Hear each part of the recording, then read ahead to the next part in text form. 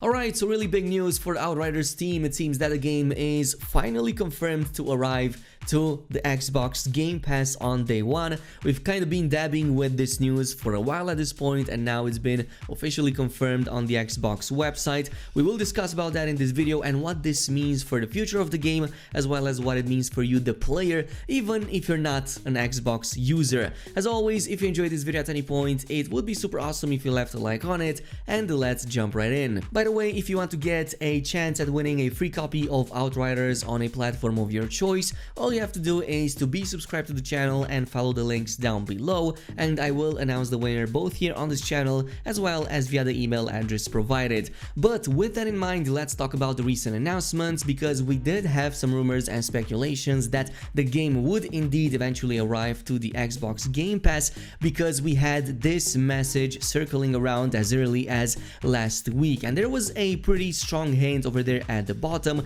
with a reference towards a mysterious signal appearing in the distance lately, or an anomaly in the situation, which was a heavy reference towards Outriders and some of its initial plot points that were also present in the demo. So this was a pretty big hint, and lo and behold, it was indeed true, and now we know that the game it was referencing was Outriders all along. So according to the official announcement right here, it is going to be available on the consoles and Android phones and tablets via Xbox Cloud Gaming with the Xbox Game Pass on day one, so starting April 1st. And this means that Xbox Game Pass for console and Xbox Game Pass Ultimate members can jump right into this game right from the very beginning, and you don't have to pay for the full game, which I think is going to attract a ton of people. Now, what does this mean for you as a player? What does this mean for the company as a whole? And even more so, maybe you're an Xbox Game Pass user, maybe you haven't even used it at all up until now. Will this affect you in any meaningful way? Well, what if I told you that in all of these situations it will greatly affect you as well from a few points of view?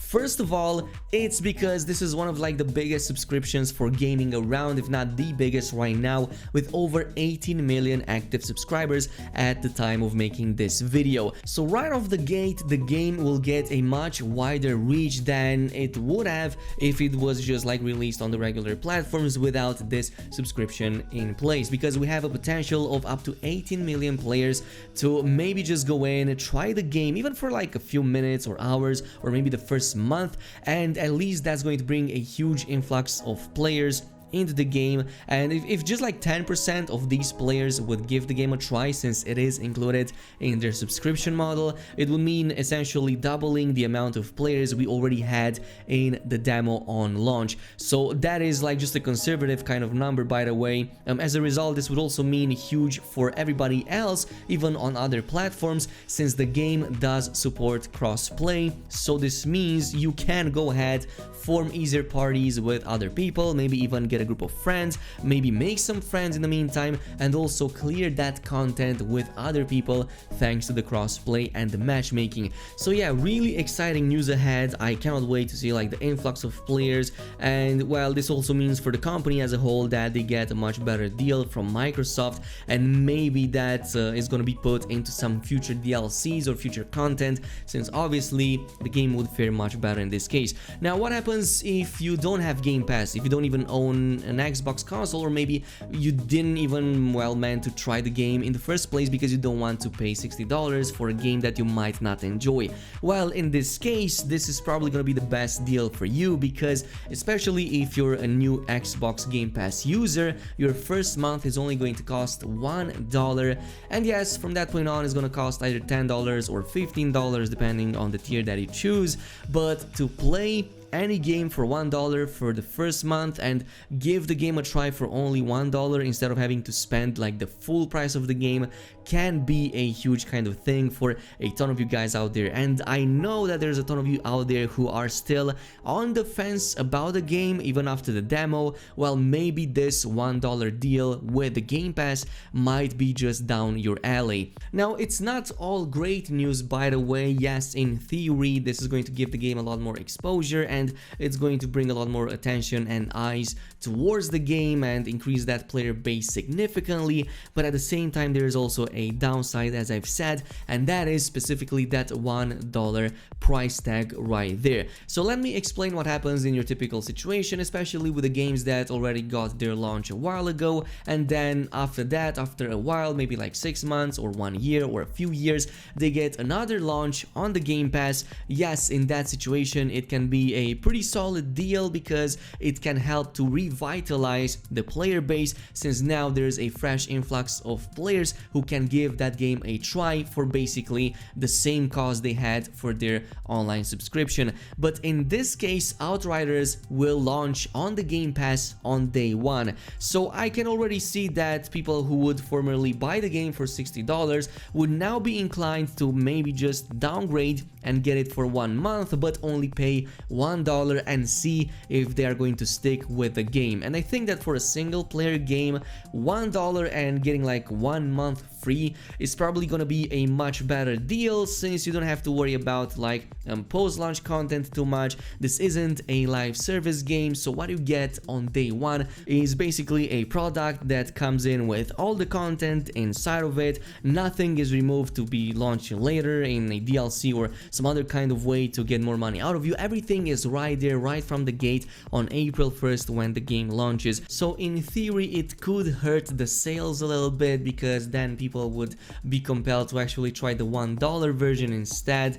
But honestly, in these situations, it could go either way. It could also go the other way around, and because there's a much higher exposure now of the game, it could, well, make players to actually give it a try, make a lot more players to give it a try, and kind of compensate for the lower price. So only time will tell in this case. But there is one aspect that I do want to talk about before we finish this video, and that is of course what happens with your progress. What happens if you play the demo on one platform and now are feeling compelled to jump on the Game Pass? Well, here is what happens with everything, starting of course with the pre-order pack right here, the KhrazeRangers. So if you pre-order the game on the Xbox, you will of course receive the KhrazeRangers content pack. Now if you access the game exclusively with the Game Pass, so without purchasing or pre-ordering it at all, you will obviously not receive that pre-order content pack at all, though you will be able to purchase it later separately